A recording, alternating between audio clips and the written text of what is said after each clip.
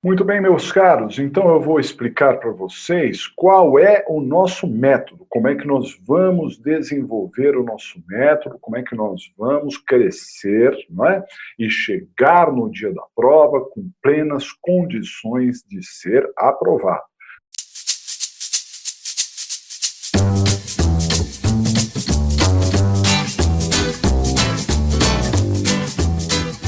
Na verdade, no dia da prova, você não tem professor, você não tem modelo, é você com você mesmo, mas eu vou dar os caminhos aqui, né? Nós vamos criar os mapas, as possibilidades para que você chegue na prova e arrebente.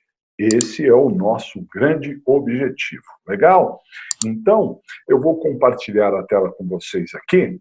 Vamos falar aqui do nosso curso da segunda fase aqui no Aulas Planejadas. A primeira coisa que nós temos que ficar atentos é que a preparação para a prova é uma preparação técnica, física e emocional. Técnica, física e emocional. Por quê? Pelo seguinte, a preparação técnica é a minha parte. Eu vou fazer toda a preparação para vocês. Tem muito material, tem muita coisa que a gente encontra gratuito na internet e também tem muito material exclusivo daqui do Aulas Planejadas que eu separei para vocês. Veja, se eu for cair na internet, eu vou assistir o vídeo de quem? De que professor? De que matéria? O que eu devo estudar? O que eu devo confiar? Então, eu, né, com mais de 20 anos aí de experiência na prova da OAB, separei para vocês os melhores temas, os melhores professores, os temas que você precisa ouvir. Eu fiz, eu mesmo, as minhas aulas pensando exatamente naquilo que você precisa saber para ir crescendo e tendo a condição de se gabaritar para a prova. Ok? Então, a preparação técnica é um combinado entre eu e você. Esse combinado vai ser o seguinte: eu vou indicar o que você deve fazer e você deve fazer. Se você fizer tudo aquilo que eu pedir, se você ler, se você assistir aquilo que eu pedir, se você fizer as lições de casa que eu vou pedir para vocês, eu tenho plena certeza e convicção de que você está um passo decisivo para passar na prova, porque a preparação técnica vai ser feita. Eu só não posso afirmar categoricamente que você estará aprovado, porque, na verdade, ainda faltam outros dois detalhes importantes. Não é? Que detalhes são esses? Faltará a preparação emocional e a preparação física. Física e emocional. Por quê? Porque preparar-se para a prova não é só a preparação técnica. É, claro, 90% é técnica. Se você não estudar, se você não souber o que fazer, se você não tiver know-how, esquece. Nem vai fazer a prova. Vai pescar, que é melhor, não é? Mas não adianta ter tudo aqui na cabeça, saber exatamente o que fazer se você não estiver preparado fisicamente para trabalhar essa prova. A prova é longa, a prova é cansativa, a preparação para a prova é cansativa demais. Vocês terão muita coisa o que fazer. Vocês vão dormir tarde, vão acordar cedo. Todos os intervalos vocês vão estudar. E os compromissos sociais vão ter que reduzir bastante. Por quê? Porque o mais importante para você agora é passar na prova. Esse é um ponto-chave. Você colocar isso como primordial na sua vida, ok? Contar com a colaboração dos seus familiares. Às vezes, não é possível, né, não ir a alguns eventos sociais. Então nós vamos. Tem um aniversário de alguém que você tem que ir. Tem uma festa de alguém que você tem que ir, mas não precisa ser o último a sair, a apagar a luz, né? Porque você tem um compromisso, você tem que acordar cedo, você tem que estudar, você tem um monte de coisa para fazer. Não precisa ser chato, mas há tempo para tudo. Inclusive, eu costumo dizer que sábado à noite é um momento que você deve relaxar, não deve estudar, não é? Se você estivesse fazendo um regime para emagrecer, por exemplo, eu diria para você, como um nutricionista um dia já me disse, que de sábado à noite não tem nutricionista que vai comer saladinha, né? Ele vai, né, comer alguma coisa mais agradável, mas também não precisa chutar o balde. É a mesma coisa aqui. Então você não precisa estudar sábado à noite, salvo se você não tiver outra coisa para fazer, que estuda. Se você tiver afim, você estuda. Mas aí você pode sair, pode beber alguma coisa com uma boa companhia, você pode dormir, sei lá, aquilo que realmente, um filme, aquilo que realmente te dá algum prazer. Mas, de qualquer forma, sempre ligado que no dia seguinte tem muito estudo pela frente. E um dia atrás do outro vai cansar, viu, pessoal? Então, você tem que ficar atento a isso. Eu não quero que você... professora, então eu tenho que entrar numa academia para melhorar a minha condição física? Não, você tem que ficar atento que você não pode se desgastar inutilmente, não é? Tem que se preparar, tem que ter fôlego, né? Não pode esmorecer, tem que fazer tudo o que tiver para fazer. Está doendo as costas, a cabeça, vamos lá, vamos estudar, né? Não pode esmorecer, não pode deixar para amanhã, vai relaxar depois. E no dia da prova a mesma coisa, porque a prova tem 5 horas. E aí, quando chega na terceira hora, começa a doer aqui, começa a doer ali, e aí você começa a somatizar aquilo e falar assim, nossa, isso não é para mim, não, eu não sei o que eu estou fazendo aqui, deixa para lá, e pronto, perdeu. Tem que ir com o mesmo fôlego, com a mesma intensidade até o final da prova. Isso eu vou cobrar muito de vocês, né? A gente vai ter as nossas conversas semanais, vamos conversar por e-mail, depois vamos conversar tete a tete semanalmente, e a gente vai falar muito sobre isso é muito importante. E também não adianta nada ser uma sumidade, entender tudo, fazer as peças como eu peço para fazer e chegar lá no final e fraquejar, e ficar nervoso, ficar uma pilha de nervos. Eu já tive aluno que foi parar na enfermaria, que não conseguiu terminar a prova, estava nervoso. É claro que é um momento importante, é claro que todo mundo, em algum grau, vai ficar nervoso. É claro que se eu estivesse lá, eu também ficaria nervoso.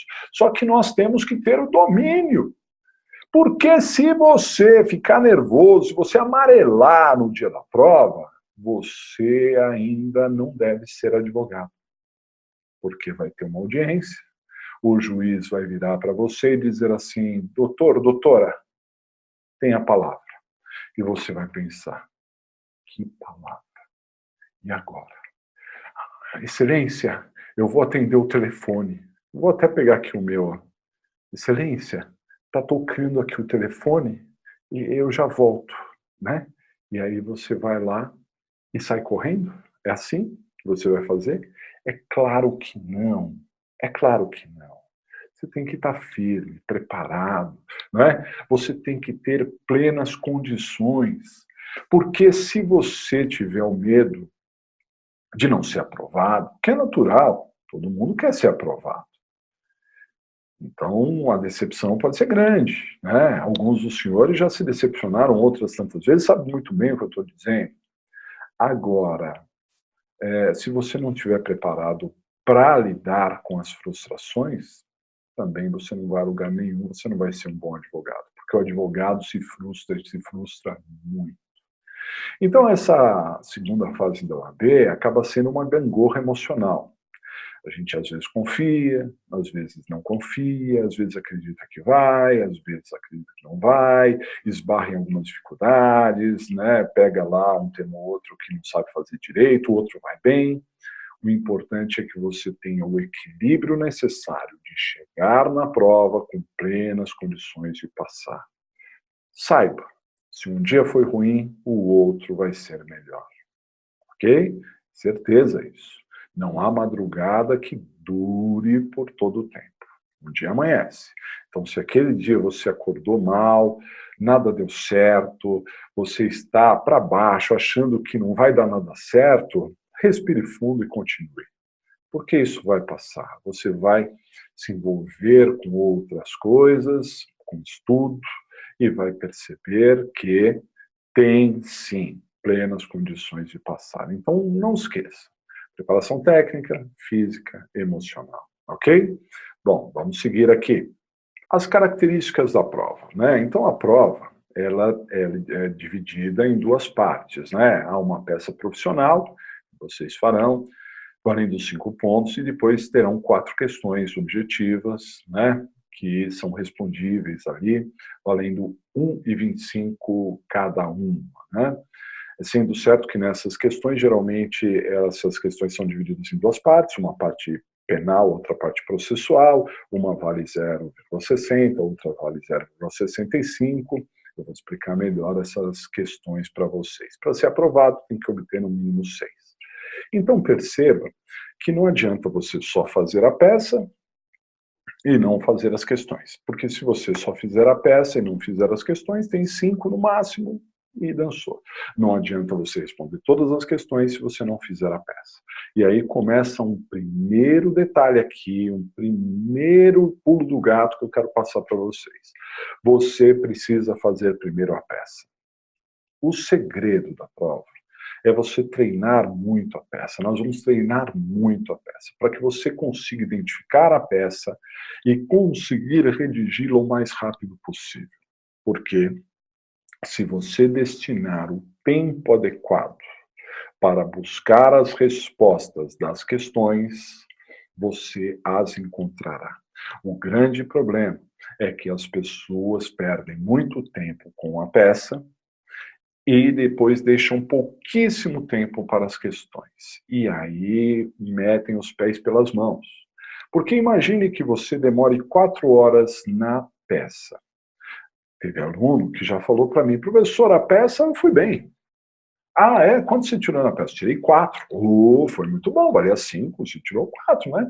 Mas em quanto tempo você fez? Eu demorei 4 horas. Ah, então você foi muito mal. Você foi mal mesmo. Como assim, professor? Tirou 4?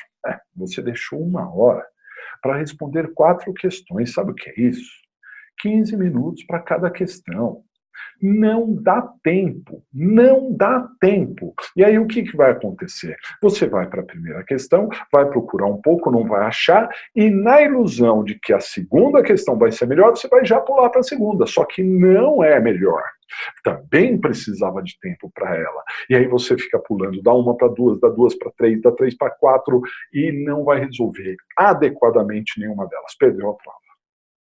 Para você conseguir resolver as questões, você tem que destinar pelo menos meia hora para cada questão. O que significa que você tem que fazer a sua peça, no máximo, em 3 horas. No máximo. Se for menos, quanto menos tempo, mais chance de passar. É uma estratégia. A gente vai trabalhar essa estratégia aqui, né? Nós vamos falar muito sobre isso. Outra coisa, você precisa fazer a peça para garantir, porque se você não termina a peça, ela não é corrigida.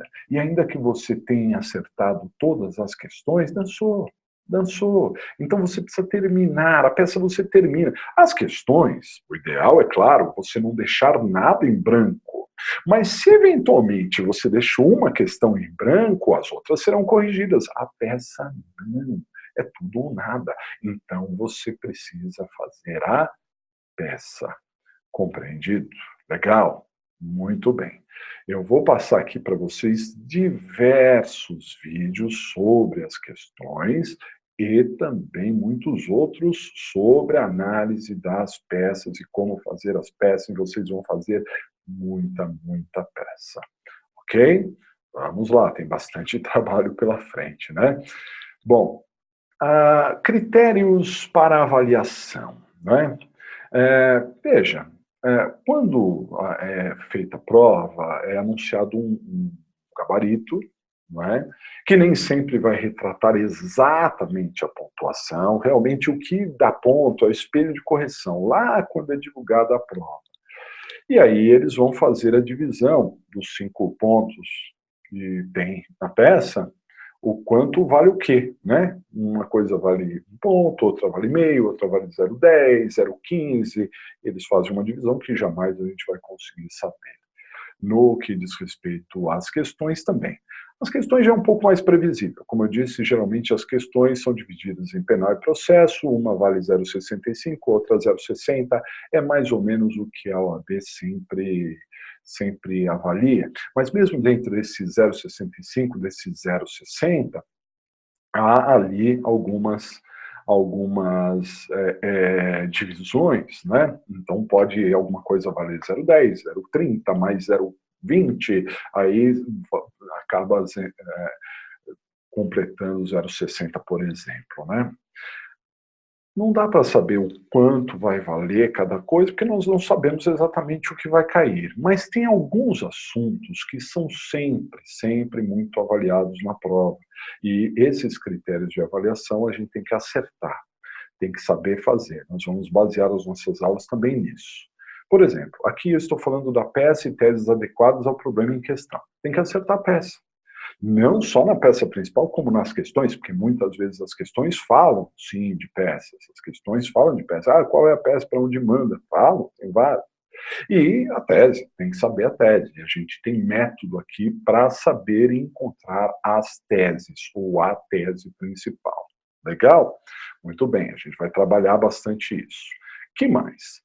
Fundamentação e consistência. Tudo aquilo que nós falarmos vai ter que ter uma fundamentação, uma base. Nós temos que dizer onde encontramos, se é na lei, se é na súmula. A gente tem que saber mencionar, e eu vou explicar aqui direitinho para vocês como se faz essa fundamentação, ok? E com consistência, porque afinal de contas temos que ter ali consistência naquilo que nós vamos dizer, porque precisamos convencer o juiz. Ué, é uma petição, então aquilo que eu falo tem que ter alguma relevância, né? Não é simplesmente jogar os assuntos ao réu inocente. Não, inocente por quê? Tem que explicar o porquê das coisas, a construção. Eu também vou explicar aqui para vocês direitinho. Raciocínio jurídico é aquele que foge do raciocínio leigo. O direito penal é muito próximo a todas as pessoas. As pessoas conseguem entender que tal coisa é afiançável e outro crime é hediondo. Essas coisas realmente são comuns. Só que a prova da OAB é para advogado e técnico. Então tem que ser técnico. Tem várias questões técnicas. Não é o juridiquês. Não, mas a gente tem que saber pedir a procedência ou improcedência da ação, o provimento do recurso, a gente tem que saber explicar por que prescreveu, o porquê que o fato é atípico, e assim por diante. São vários e vários assuntos que a gente precisa desenvolver juridicamente, e nós vamos trabalhar bastante isso no curso. Temos que ter capacidade de interpretação e exposição, né, que é um grande problema, porque às vezes a gente é muito apressado, a gente lê, não entendeu, já desiste, né? Às vezes o texto é muito longo, quando termina o texto a gente já até esqueceu o que estava lá em cima, mas também tem técnica de grifar, colocar os pontos principais, tentar entender o que está se passando, e a exposição é treino. Escrever. As primeiras petições que você faz pode até não ser aquela petição, porém, com o tempo, você vai melhorando, né? É um trabalho de base, você vai construindo o seu castelo desde o alicerce, e para isso tem que começar pelo alicerce, né? Tem que saber expor. Além disso, correção gramatical, não precisa falar um português escorreito, não precisa falar igual o Jânio Quadros dizia, filo porque quilo, não é assim, né? Mas tem que evitar erros gramaticais, terrível. Tem que tomar cuidado com a própria grafia, né? Alguma palavra que você não lembra, você tem que escolher outra. Não pode errar a ortografia, né? Acentuação, pontuação, não é? E, além disso, a estrutura mesmo da peça, sendo uma peça limpa, respeitando as margens, começando os parágrafos, né? Dando espaço entre os parágrafos, isso é ótimo. Nós vamos trabalhar tudo isso e vamos tentar evitar a todo custo os erros gramaticais. E, por fim, também a técnica profissional. Você vai fazer uma peça técnica. Isso é minha obrigação explicar para vocês como se faz uma apelação, qual é o correto, se é um relaxamento, uma liberdade provisória, né, como eu interponho um recurso e assim por diante, né? Essa técnica também é muito importante. Então, esses são os critérios que são fundamentais de ser analisados, ok? Muito bem. Além disso, né, é claro, nós precisamos de um material para estudo. Então vamos a ele, olha só. Você precisará para a prova de um vadimeco atualizado, né? Se possível, atualizado. O mais atualizado possível. As questões muito recentes, as mudanças legislativas e as súmulas mais recentes não caem, mas pelo menos no último ano, quando você tem um vademecum que está escrito assim, ano, vamos lá, 2010, nós estamos muito à frente disso, mas 2010, ele não se refere a 2010, se refere a 2009, porque você vai ver que ele foi lançado em janeiro de 2010. Assim como 2020, assim como 2030, eles sempre lançam em janeiro. Então, é, se possível, é um investimento que você tem que fazer. Só que o que acontece? Você precisa desse vademecum em mãos o tempo todo, tá, pessoal? Não adianta levar só na prova. Você precisa ter esse vademecum com você o tempo todo, porque toda aula que eu passar aqui, você tem que assistir a aula com o vadimeco em mãos.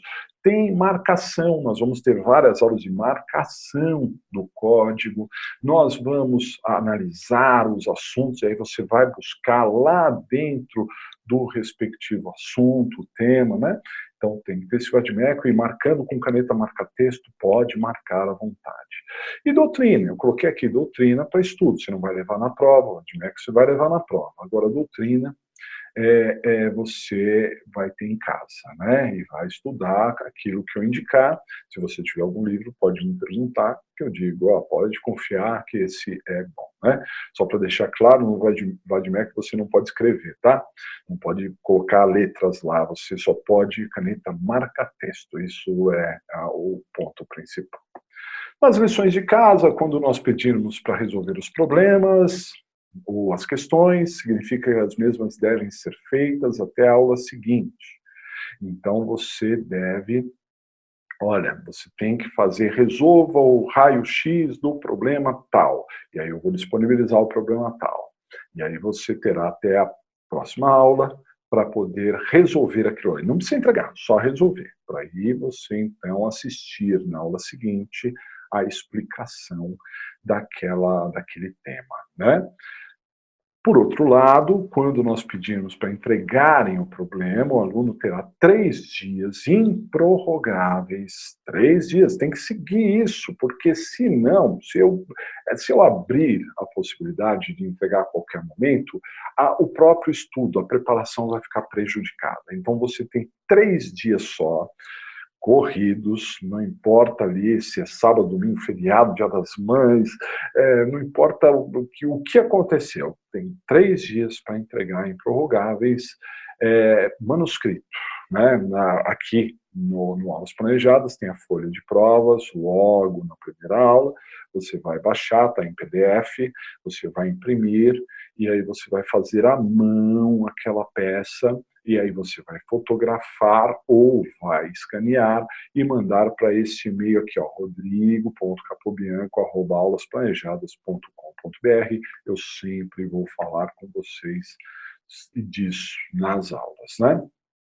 O método que nós vamos utilizar. Então, nós dividimos a análise dos problemas apresentados, né, das questões, tanto a peça principal quanto as questões também, em raio-x e esqueleto. O que isso significa? Olha só, quando eu falar de raio-x, nós estamos falando de um fichamento, uma anotação dos detalhes objetivos do problema. Se estivéssemos aqui num curso de prática, eu diria para vocês, é a entrevista com o cliente. O cliente sentou na sua frente, você vai anotar tudo que ele vai falando, o que aconteceu, né? No caso aqui, qual é o crime, qual é o processo, o que está acontecendo. Você precisa anotar tudo isso, né? E além desse fichamento, que é base para você começar a trabalhar, o esqueleto. O esqueleto, sim, busca as soluções, né? Você vai, com o esqueleto, descobrir qual é a peça, para onde manda, quais são as teses que você utilizará e também você vai encontrar a estrutura da peça, vai encontrar a estrutura da peça e isso você já tem 90% da prova. Você só não tem 100% porque tem a sua capacidade de interpretação e também de exposição. Legal? Muito bem. Então, é essa metodologia que nós vamos utilizar. Eu vou passar aqui um outro vídeo para vocês, em que eu explico direitinho e a miúde o raio-x e o esqueleto, para que você, então, consiga resolver os problemas que virão no curso. Legal, pessoal? Grande abraço. Até a próxima.